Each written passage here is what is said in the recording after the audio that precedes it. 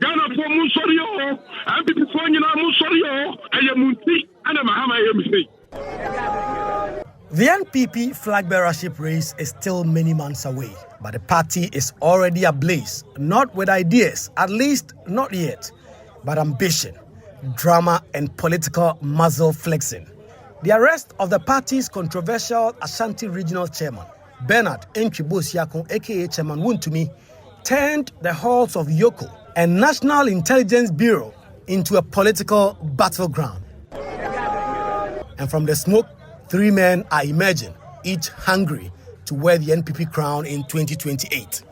When Yoko threw down the gauntlet with a staggering bail condition of 50 million cedis with 2 sureties to be justified, it now became more than just a struggle to meet the hefty bail conditions. It became an opportunity for internal political grandstanding by NPP's 3 frontrunners for the flag bearership contest. Chairman Wontumi's trouble became a test for who has the most influence and who can milk the political capital to boost his chances with the party's base in the Ashanti region where Wontumi is chairman. Enter Kennedy, Japan, the ever-fiery, no-nonsense former MP known for his brash confidence.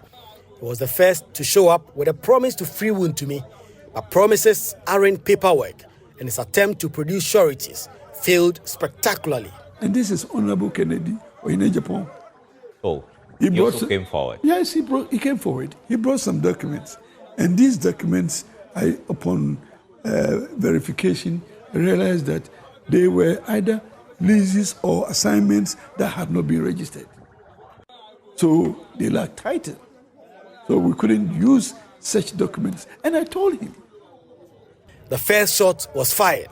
The first flag bearer hopeful had failed. Wontumi remained locked up. Then came the former vice president, Dr. Mahmoud Bawumia, thought of generally as more polished, strategic, and a presumed heir to the NPP's throne. After all, he was the party's flag bearer in the last election. He took to his Facebook page to announce that he had been in constant touch with Wontumi's lawyers and had called on Yoko to respect Wontumi's rights. His aide, Akbar Yusuf Rohula, was more bullish. He rushed to Facebook, declaring the mission accomplished, sureties secured, and freedom assured. But then, delete, the post vanished, and so did hopes of a Bawumia rescue. Undeterred, Bawumia showed up himself at the NIB headquarters, cameras trailing, hoping for a grand political moment. Instead, he was greeted with chaos. Office, you see, there's a scuffle between the police officers and the party supporters now. The police officers are trying to prevent the party supporters from access into the NIB. And denied even the chance to see Wontumi. To see him and see how he was doing. We've made those arrangements. Unfortunately, we are here, but the NIB and EO feel that the crowd is such that they are not able to bring him here at the moment, and they would have to make proper arrangements. His efforts were valiant, but the optics were painful. The man many called the natural successor couldn't pull enough strings to free one of his most vocal loyalists.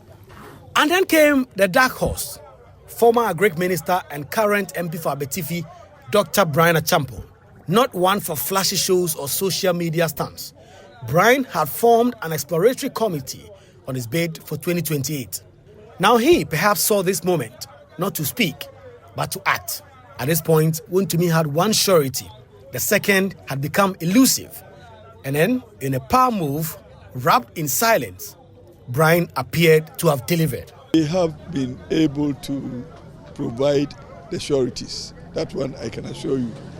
And I'm very grateful to Honorable Brian Champon, who has supported me to file the documents.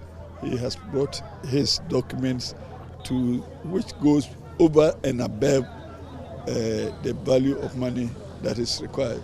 Suddenly, the second surety was secured. The gates of Yoko looked ready to swing open. Brian hailed as a savior, the man who gets things done.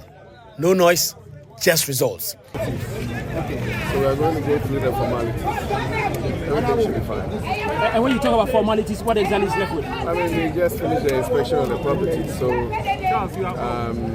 we just have to come, they check the values, and then we're good to go.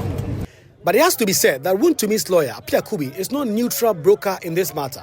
He was first to publicly announce that Brian Achampon will run for president. It now appeared that Wontumi's freedom was assured, but then a political plot twist. Gary Nimako, the NPP's own Director of Legal Affairs, filed a last-minute motion at the High Court seeking to revise the bill conditions. The move complicated Wontumi's release, leaving him behind bars for the weekend. Hopefully for Monday, when this application is withdrawn, then we'll proceed to complete what we are doing. I get that becomes a conditionality then, that if this application is withdrawn, your client gets to go home. Pending, that will impeach them from continuing with the negotiations. Otherwise, we need to wait and this application is taken and the results come before we can also come in.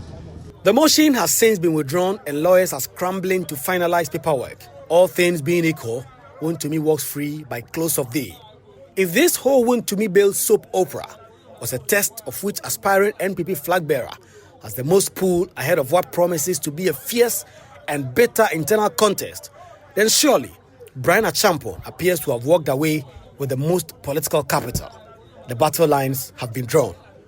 Kweku Asante for Joy News.